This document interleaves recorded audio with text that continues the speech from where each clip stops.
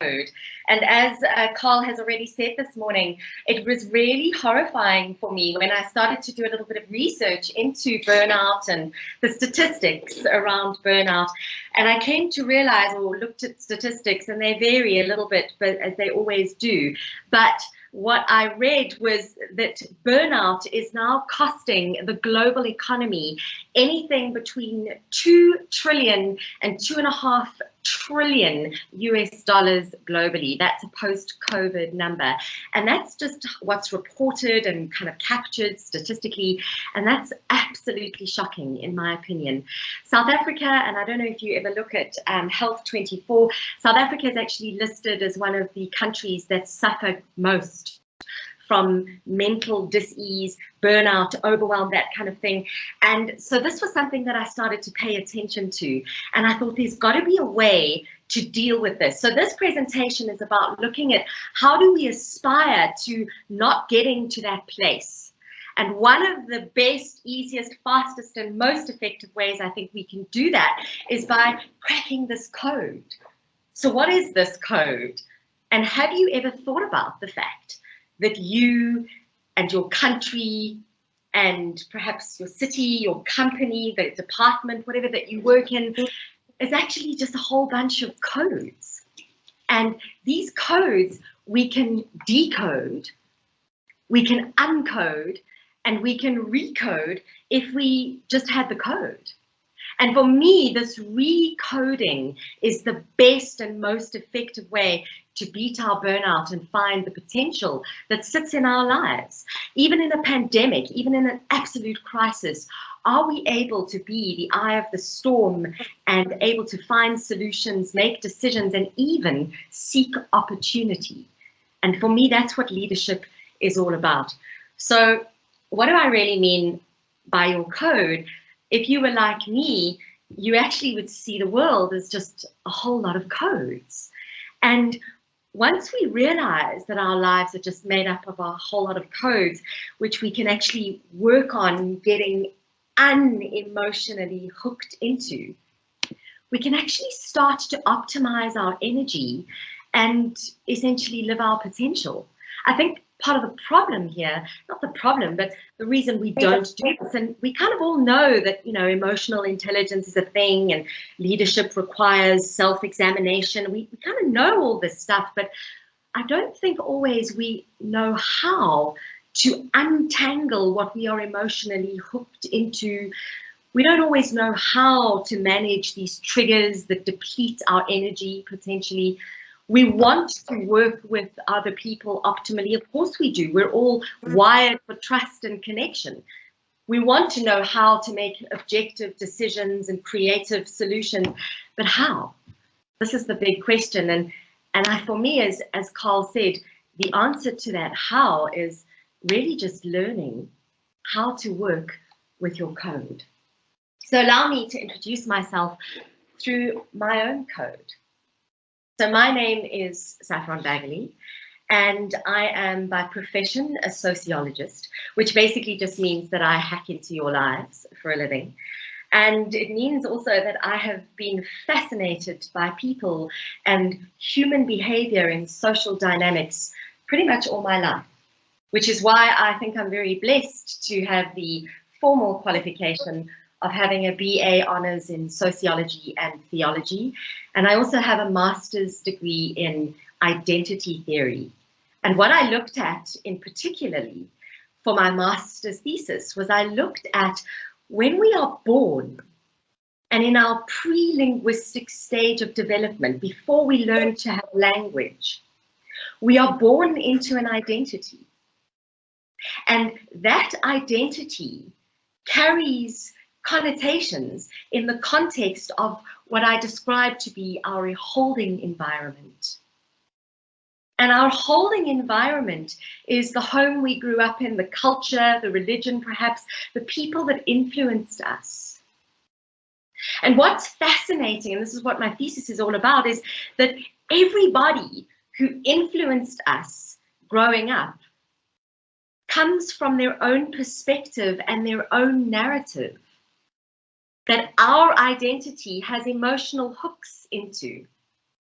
And so if I take our gender, for example, girls have a way that they were treated generally by the culture, the family, the school system, etc., that they grew up in, and also the era in which they grew up. So what I argued in my thesis is that we are treated in a certain way when we are in our pre-linguistic stage of development. And because of that, we come to believe certain things about ourselves. And then in those beliefs, what I call our conditioning, we then come to unconsciously, and this is the important part, unconsciously teach people how to treat us.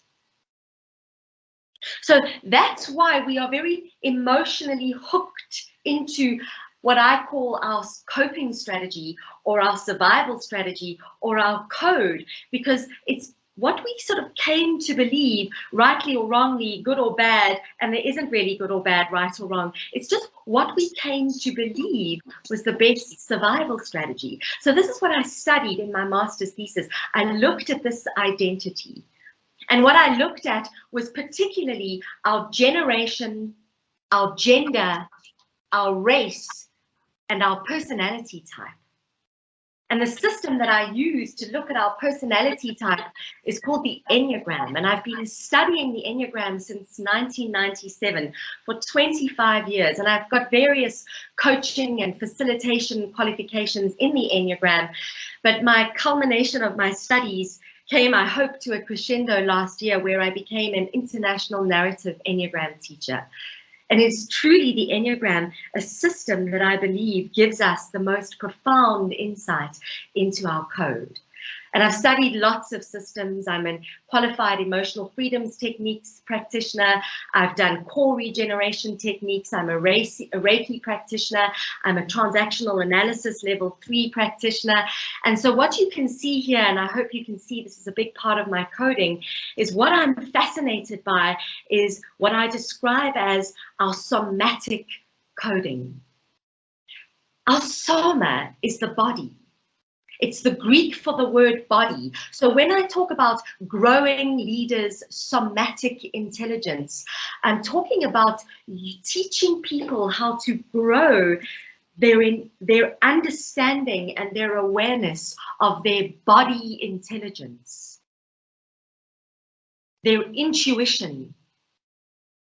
And from a neuroscientific point of view, we now know that we have 3 centers of intelligence. We don't just have brain intelligence, cognitive intelligence, billions and billions of neurons connecting information highways.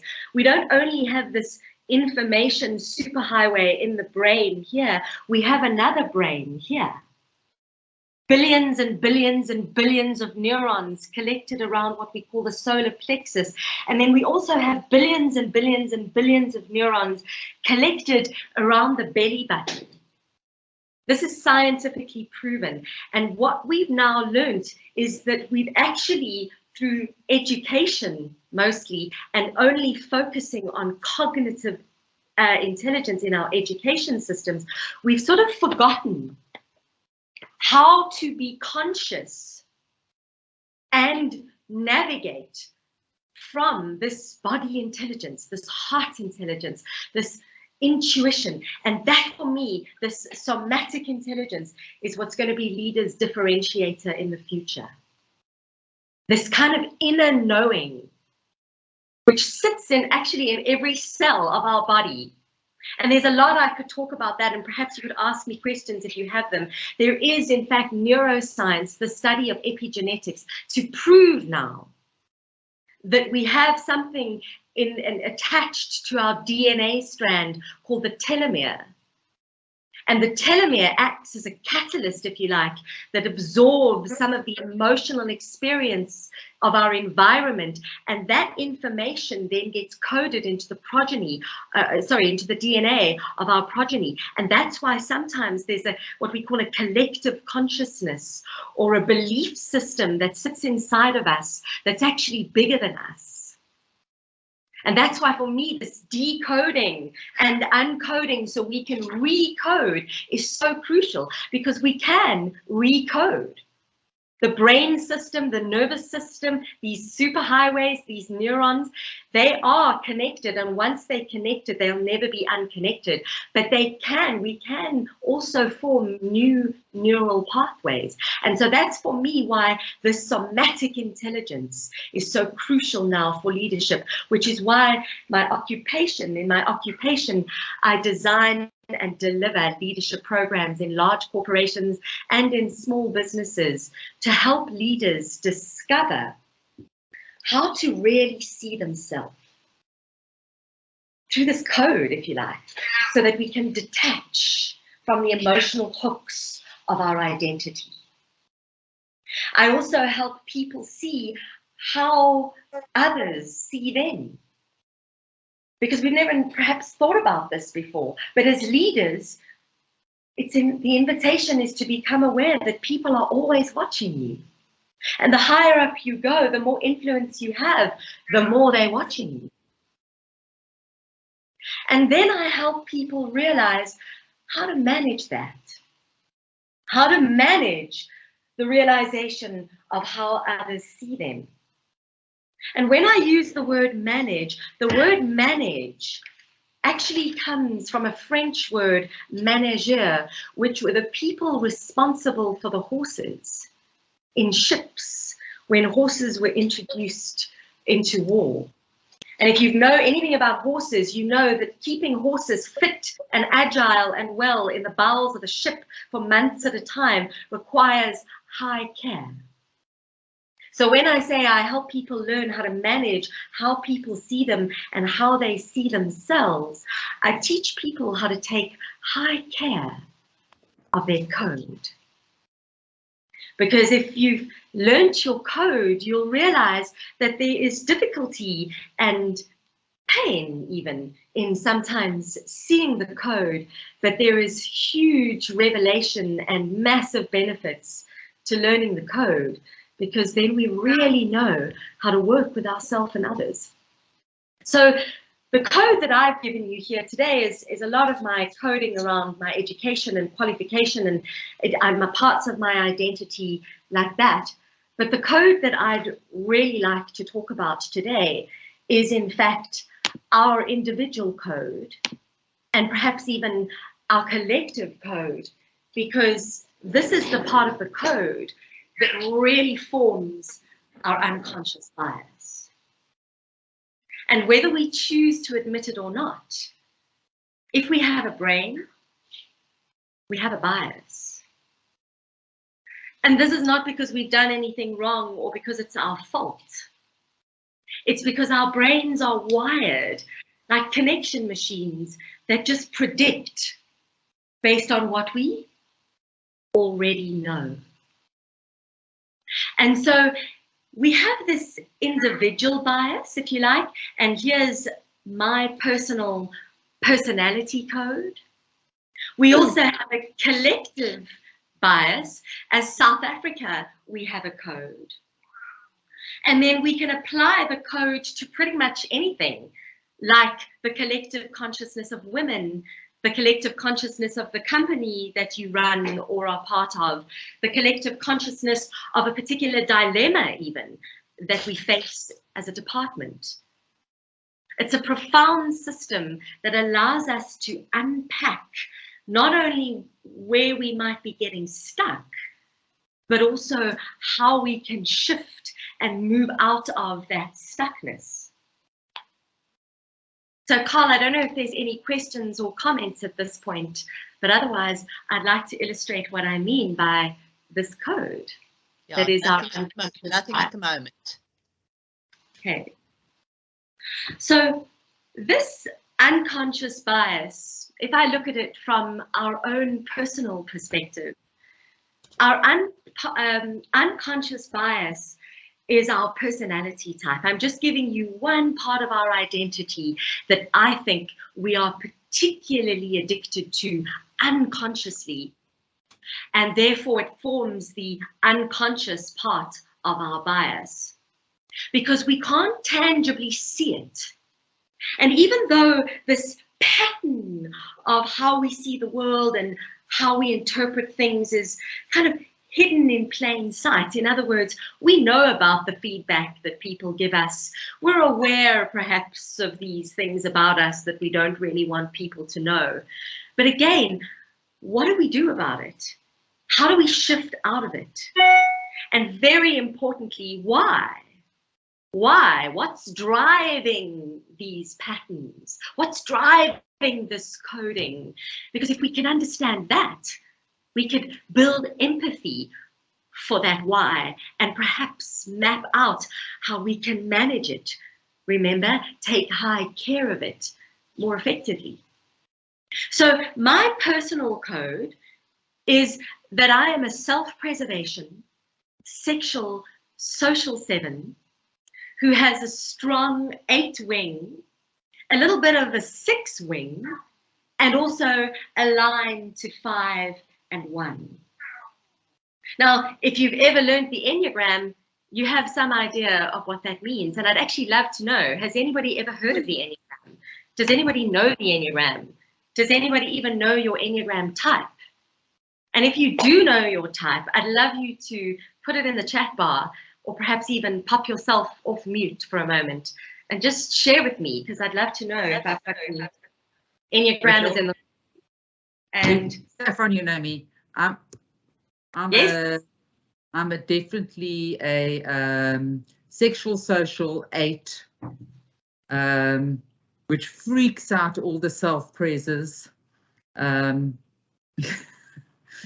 But yeah, and what for me the most interesting thing actually was, there were 2 things. The somatic thing is, you know, I think as we're growing up, I always had problems with my stomach, and actually that was probably, I should have been listening to my intuition, because it was my body telling me that things were wrong. Now I actually understand, so I take note.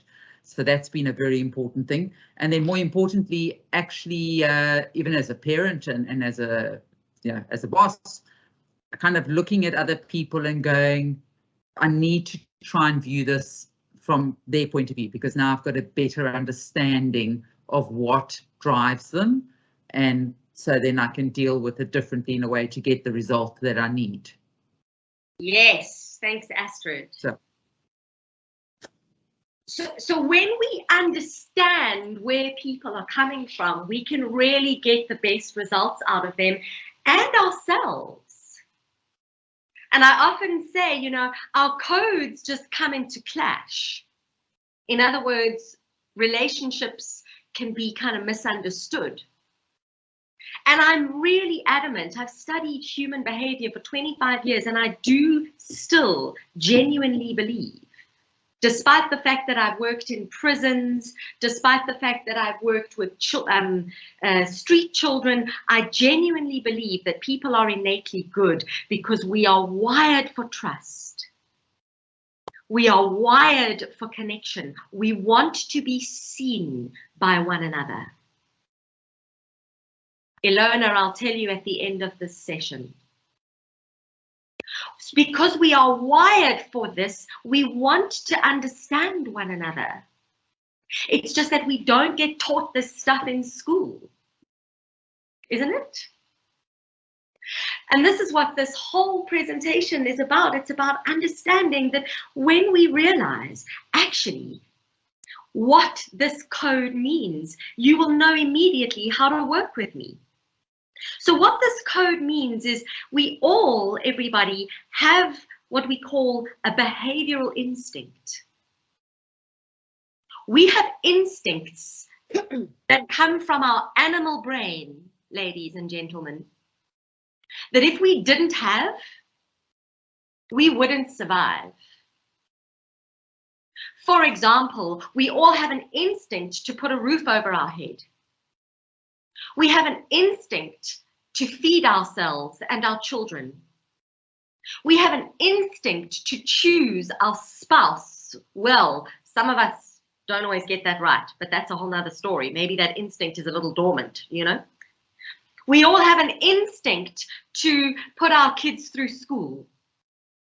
This, my friends, is our self-preservation instinct. It's to self-preserve. Does that make sense? I hope it does. Please ask me if this doesn't make sense. We also all have an instinct to belong to a social group. As humans, we are in fact social animals.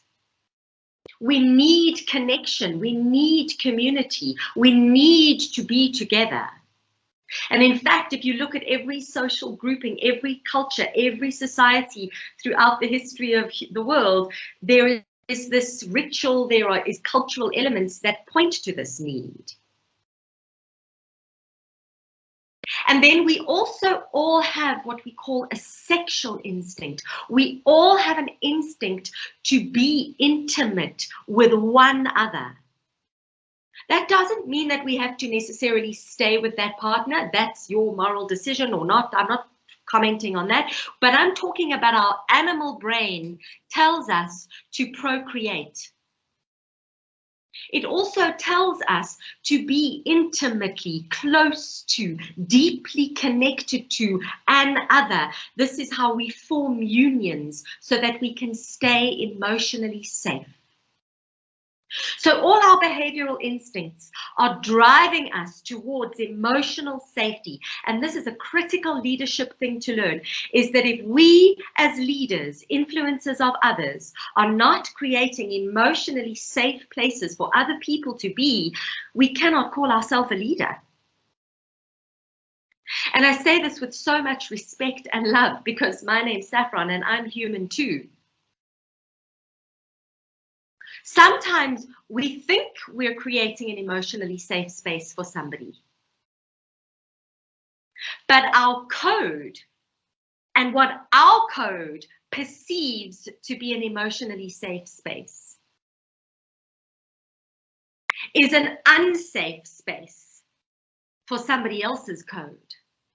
Just give me a thumbs up. Can you all hear me okay? Thank you. Thank you. And this is the fascinating thing to learn, because this behavioral instinct that I've just been talking about, this profoundly impacts how we use our energy. Because what happens, my friends, is that we become neurotically fixated on a particular behavioral instinct, which then becomes our dominant instinct, meaning that we put our energy excessively into creating emotional safety for ourselves, whatever that looks like, in that particular instinct. And because we're putting all our energy into one behavioral instinct, what happens is that we forget an instinct. In other words, we don't pay attention to another part of our behavioral survival mechanism that is important, which actually is what kind of gets us into trouble. I'll give you an example. I'm self-preservation dominant, meaning that my obsession in life is that I've got enough money, my medical aid is paid, my insurance policies are up to date, I've got trust funds for my nieces and my animals, my home is paid for as quickly. Do you see what I mean? Whoever's laughing, I know, you're like, are you kidding me? Why would you put all your energy into that? There are other people in the room, and I know for a fact there are, that are like, really? I have no idea what my bank balance is. I don't own anything. And I'm planning to live in a caravan while I go traveling around, I don't know, France for 2 years. And when I go to France or wherever, I'll probably forget my toothbrush when I pack because it's not a big deal. So can you see how in relationships and in business, if we've got a different instinct, there could be misunderstanding in terms of what we're doing with our energy. This is what I mean by learning our somatic intelligence, really becoming aware of where does my energy, where does it flow, where does it get blocked, where do I use it optimally, and why? And then in team dynamics, how do we become the orchestrator of people's energy so that it's being utilized optimally and in flow? That's leadership. And it's hard. Definitely hard, almost impossible if we don't even have the code. And it takes a lot of practice. And I know from a fact, Nombulelo, I want to know your aha moment just now. And I know for a fact that once you've got the code, you can change the code to work for you. I know for a fact because I'm my biggest experiment. I have been practicing my code for 23 years now, and I've still got my code because we never change our code. And that's okay, because our code, my friends, comes with many, many gifts. Our code has superpowers, and those superpowers are what we really want to become conscious of as leaders. And those superpowers are neither good nor bad, right nor wrong. And they all come from our shadow. And they all are about how we really want to be seen. And whether we choose to admit it or not, and I say this with a lot of love and a lot of respect, we all want to be seen in a certain way. Because we all decided a long time ago that our best survival strategy was, for example, to always be good.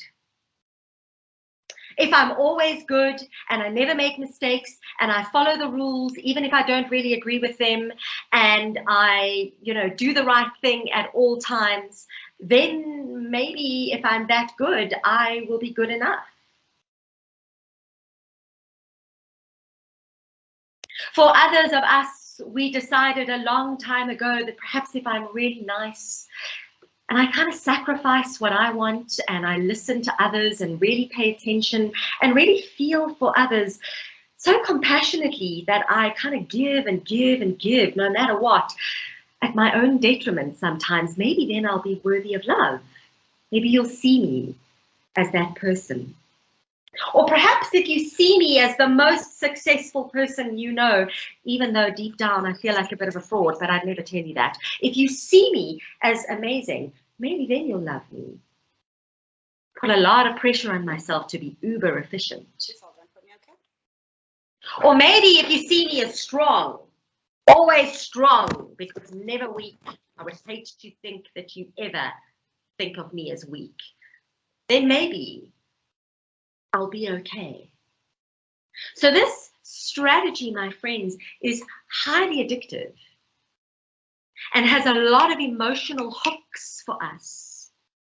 And what I mean by those emotional hooks is our lens, our bias, our personality type that governs our perception or the way we see the world carries huge emotional hooks. Just like all the parts of our identity, because we are all wired to protect ourselves when we are unconsciously threatened or we perceive we are threatened because of our code. So, for example, I know that there are some people in this room right now who unconsciously are watching their back.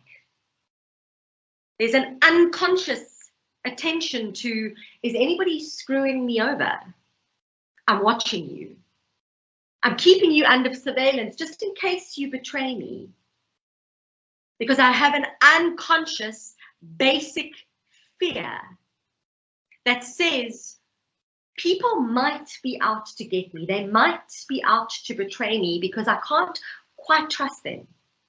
I can't quite trust the world. See, this is my survival strategy. which is why I adopt this belief that I must always be strong, whether it's the strong member of the family, the strong member of the team. I must never break down. I must never show people my vulnerability. I must never let people know that actually I'm very sensitive, because weak people, they just get taken out. Now, this is a fantastic strategy. And indeed, this strategy will bring with it many, many, many ways that are our gateway into our success, for sure. Because this strategy gives us absolutely amazing, amazing characteristics as a leader, like we have an incredible ability to see the bigger picture. I'm just talking about one particular code, the 8 code on the Enneagram. This strategy to always be strong means that the 8 is brilliant at seeing what needs to get done.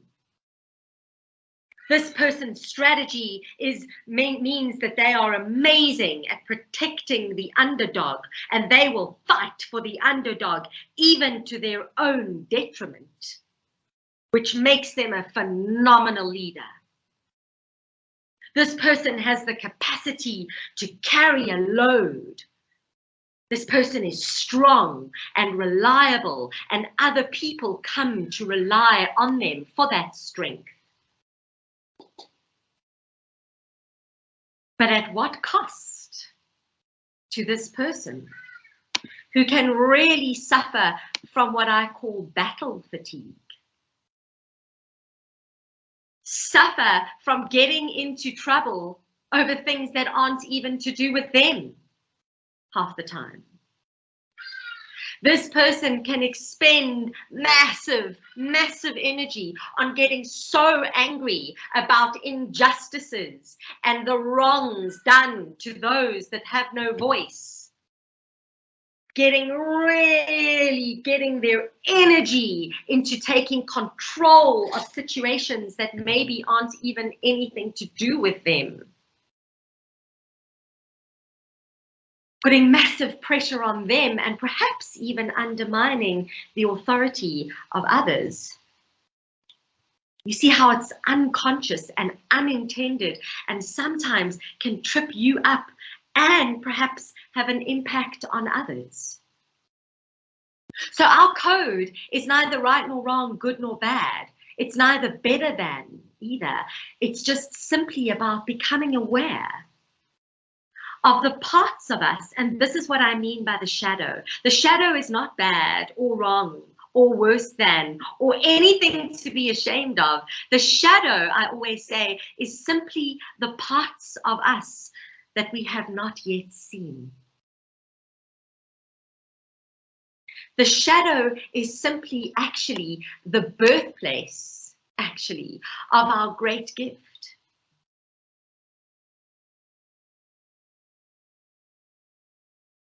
Because the shadow is actually the reason why we have adopted this code or this pattern of behavior, which actually has served us incredibly well.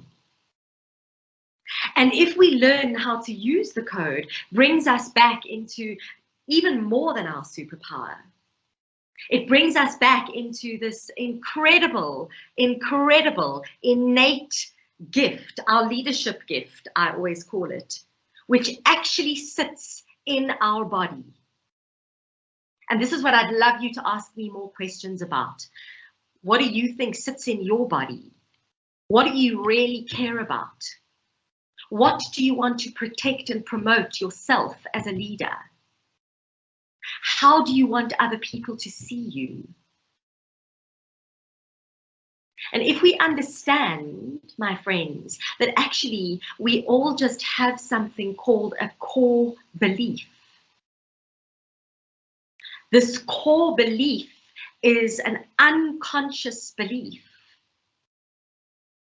that our ego has adopted. And our ego, for those of you who aren't 100% sure, our ego is just this little voice in our head that is there to protect us. It's part of our psyche, if you like. And those of you wondering, what's the little voice? That's the little voice. Just this little voice that's there to protect us, that kind of talks to us all day long. And one of the things that sits deeply in our unconscious until we learn it is this thing called our core belief. And our core belief is an unconscious belief that we've adopted to protect ourselves from something called our basic fear. And every single human being has a basic fear. Like, unconsciously, I fear that if you see me as a failure, you won't love me. So what I do is I work endlessly to be successful, to avoid the pain around failure. So this is what I say is the shadow, driven by the core belief of it's not okay to even have my own identity or my own feelings. And there are some people in the world who actually don't really have a sense of who I even am. Who am I without my successful identity or role as a mother or a facilitator or a CEO or a coffee maker or a nursery school teacher or whoever I am? This role that I play becomes who I am. So can you see how the core belief drives all this behavior? And if we understand what this core belief is, we can start to heal the belief or recode this belief into knowing that actually I know exactly who I am. I know what I stand for. I know what my truth is. I know what I believe. I don't have to get into this unconscious pattern of simply being who you want me to be just so that you see me as favorable. I'm talking about the type 3 on the Enneagram. But actually all of us can a little bit get into this pattern of compromising ourselves just a little in favor of our spouse, our children, our friends, our colleagues, our line manager, our whomever, our clients. Or is that just me? And how do we know we are compromising ourselves and our truth, regardless of our code, regardless of our personality type? These little things called feelings pop up. These little things called feelings like guilt. We feel a little guilty when we compromise ourselves. We may feel a little lethargic when we compromise ourselves. We may feel resentful when we compromise ourselves. We may even feel full-blown angry. We may feel anxious. We may even feel ashamed. And what we've all been conditioned to do with feelings is kind of ignore them, avoid them, deny them, project them, rationalize them, but not really know how to deal with them. And that's why the somatic, the body, the heart intelligence, and the intuition becomes so important. Because I always say to my clients when I'm teaching my workshops, our feelings are just feedback. Our feelings are simply there to show us what emotions are being disrupted right now in the body because of dis-ease. Emotions are just energy in motion.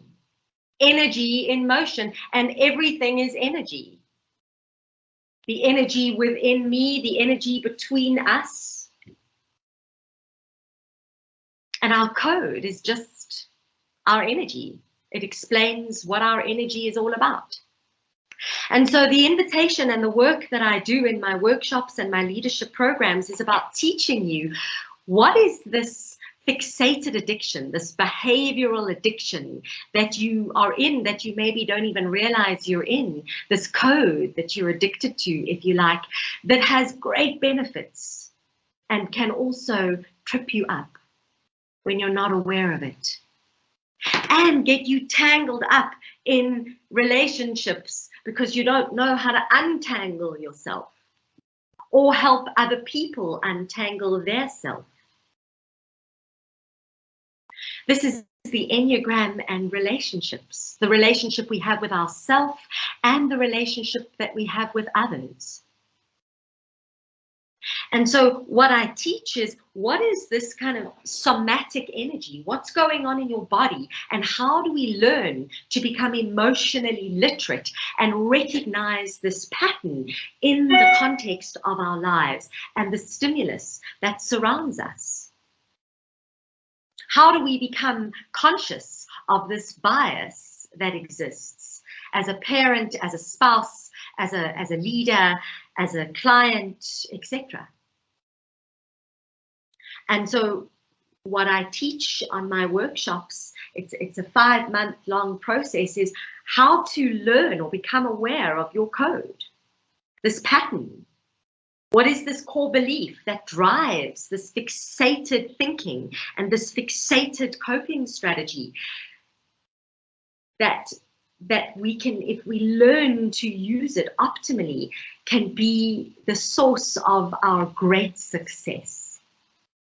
And when I say success, the success is defined as the number of quality connections you have in your life, not quantity, but quality.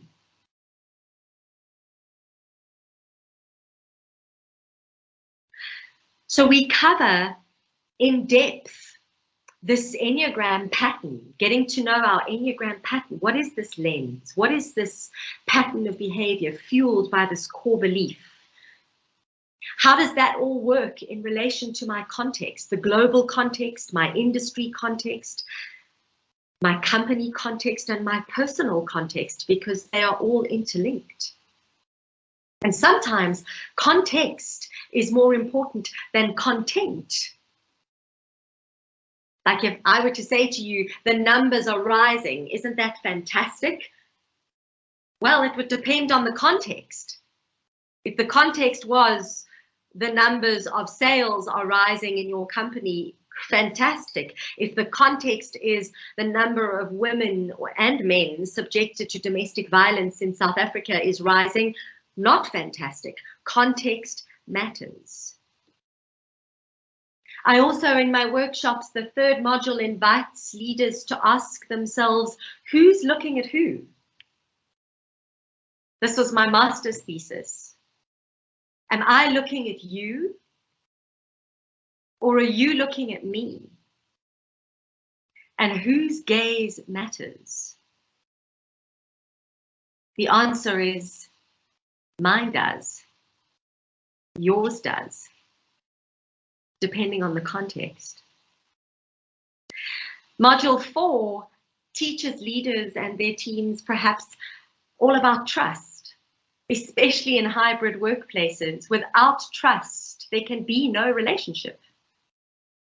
And it all starts with, are you trustworthy, A, to yourself and B, to others? You might intend to be trustworthy,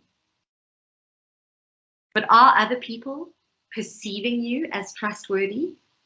Because remember, what you deem to be emotionally safe because of your code, other people might deem to be incredibly emotionally unsafe because of their code. And I'll give you an example. Recently coaching a couple who are a 3 and a 7 on the Enneagram. The 3 is completely exhausted due to work. He's absolutely shattered. And when 3s are exhausted, burnt out from overwork, because 3s are workaholics as well, because they've got to be seen to be successful, what they like to do is just totally disappear, veg out, relax, and do nothing. When 7s are stressed, 7s are known as the enthusiast, the magician. These people are all about finding a good time and keeping the mood up and making sure there's lots of plans, whether they be work plans or personal plans. When 7s get really stressed, they like to distract themselves gluttonously with things that are pleasurable. So here's this couple, and she's going, oh my gosh, he looks really bored. That's a nightmare. And she went into overdrive, planning all these amazing things that he could do to feel better, because that's what she would have wanted. And he was like, oh my gosh, I'm exhausted. The last thing I want to do is all these plans. I just want to relax and restore myself. Now, when we learn that everybody's got a good intention, we just have a different idea of how to create emotional safety. Wow. We can build a better relationship with myself. I can build a better relationship with others.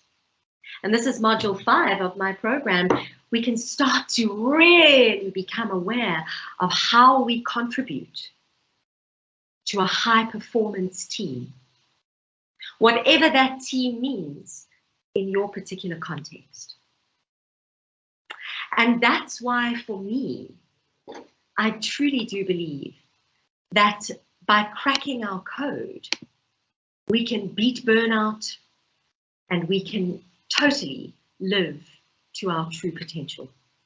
So I just want to say thank you to all of you for being here, and I would now love to take any questions that you may have. And I'd love to just share whatever other insights I can with you all. Thank you. Over to you, Carl. Sorry, third year, and I'm still learning to unmute. That's fine. I'm still learning, aren't we? That was really fantastic, Saffron. I see Nikki's got her hand up. Nikki, do you want to go with your question? Thanks, Carl. Hi, Saffron. Hi, Nikki. I've been watching this whole vaccination stuff with great interest and on occasion a lot. And the latest thing that I've seen now, that vaccine that are given is actually changing our DNA. Actually changing our DNA, and also change, and obviously then that will then be passed on our offspring. Thank God for small mercies. I don't have any, and I can't have any now. So that's one worry of mine. But would that make a difference to your code? Not necessarily your personality code, but perhaps it might make a difference to how you now interpret the world, and therefore the telomere would be affected, and I suspect your generations to come will be affected. And I would love to connect with you and Nikki. Perhaps you could follow me on Instagram or find me on the web. Your question is so fascinating, and I have a lot of thoughts around it. As you probably gather, I have a lot of opinions about a lot of things.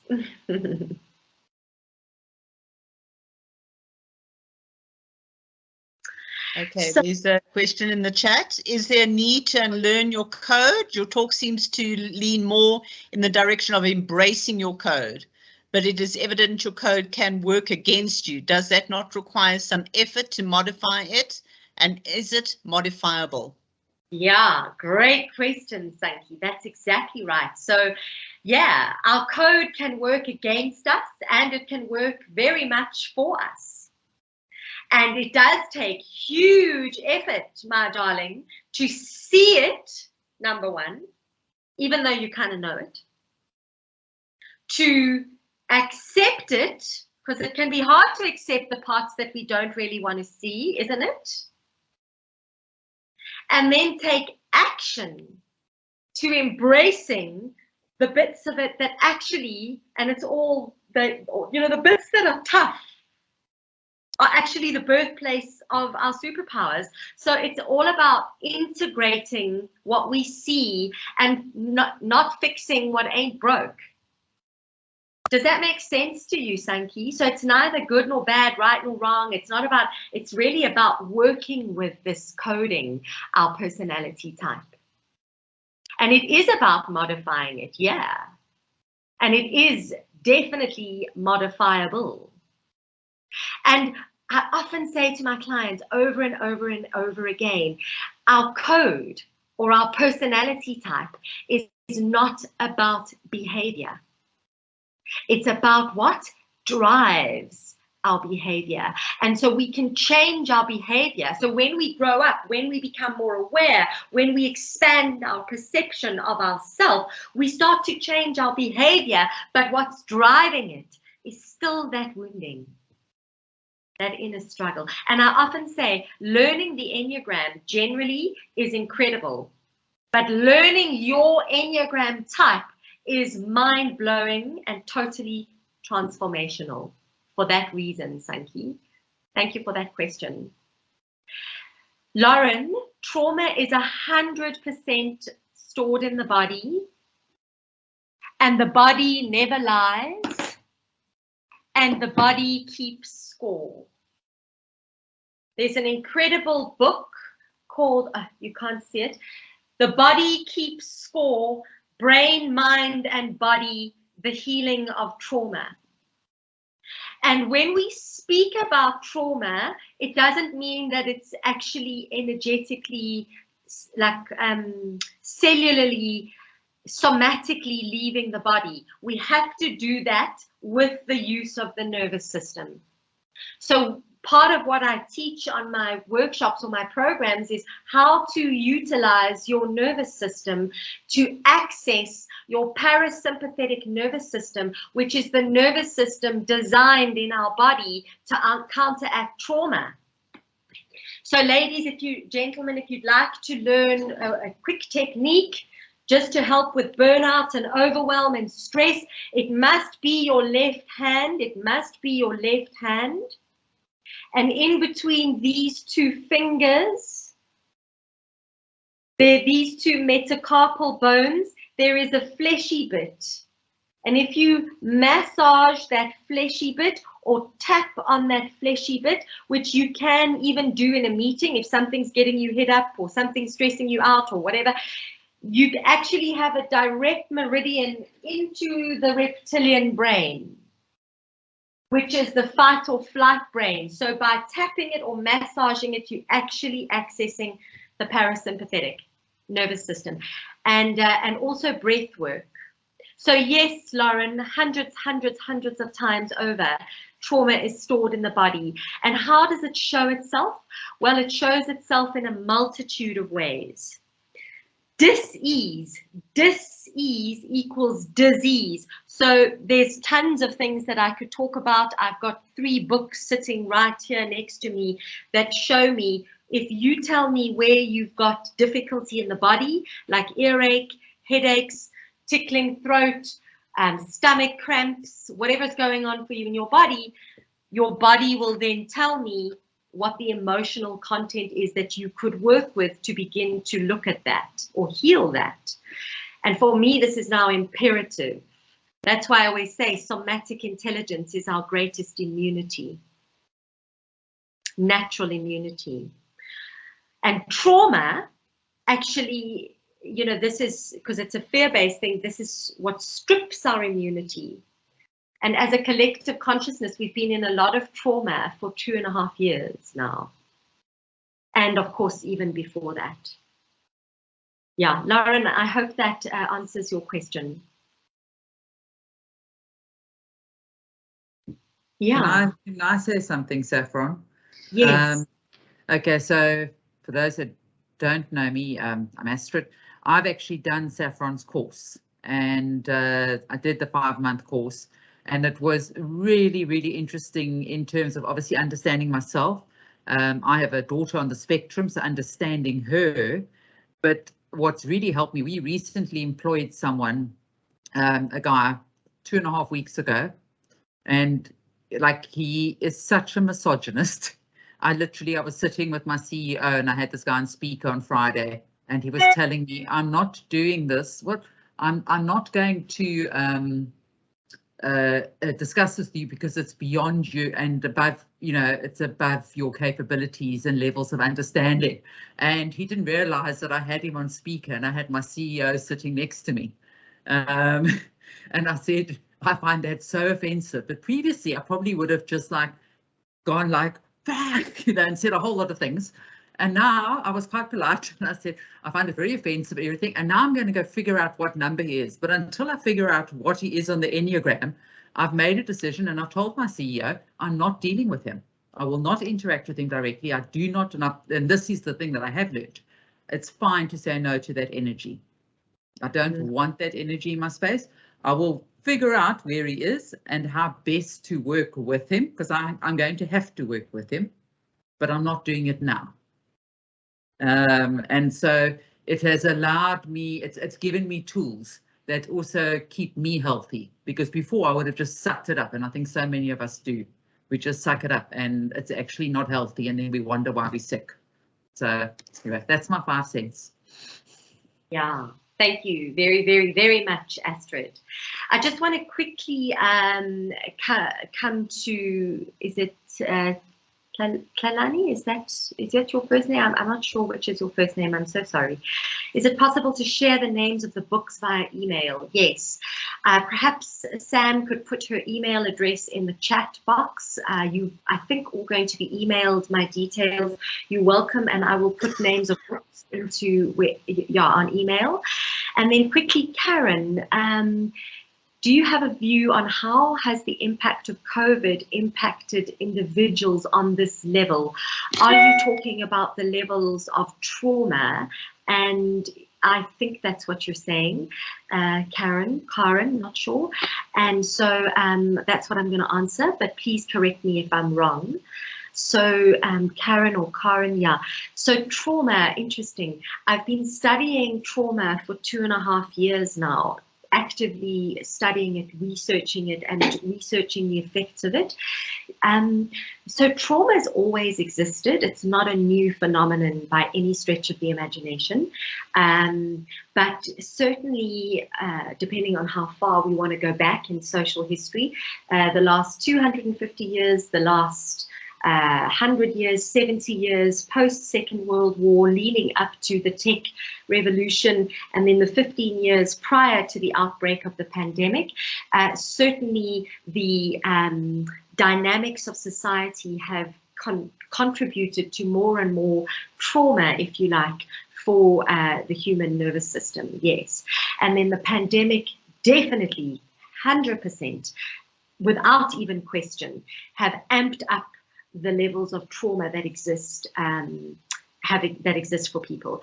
What's interesting is the main impact or consequence of trauma for people generally in human dynamics is division. So the division of people, that's what trauma does. What we did, actually, one of the things I've been doing for, I don't know, 4 years or something, is studying why we hate. Why, when we are wired for love and connection and trust, etc., why do we hate? And what we found from all the human subjects that I looked at, that I've researched and studied, is we actually ended up studying a neo-Nazi white supremacist group, because these are extreme hates, people that hate. And then I studied an extremist black consciousness anti-white group. In fact, that group, I had to have a policeman with me because they were afraid for my life. So this was real hate. And what we figured out, that what the basis of hate is trauma. And what's been really interesting, Karen, not sure, sorry, is to see how much polarity has existed and come about as a result of the pandemic. You know, one would think at a time when we should be empathic and supportive of one another, this is when we start to see the Black Lives Matter narrative and the divisions around whether or not you pro-vaccinations, just to pick up on what Nikki brought into the table, for example. And I definitely don't want to get into that in this conversation. The point is that trauma brings up untold amounts of fear, and when we are scared, we are stupid, and we start to then attack and blame rather than accommodate and listen, unless we're really working on growing up. And when I say growing up, I mean growing ourselves, expanding our perception.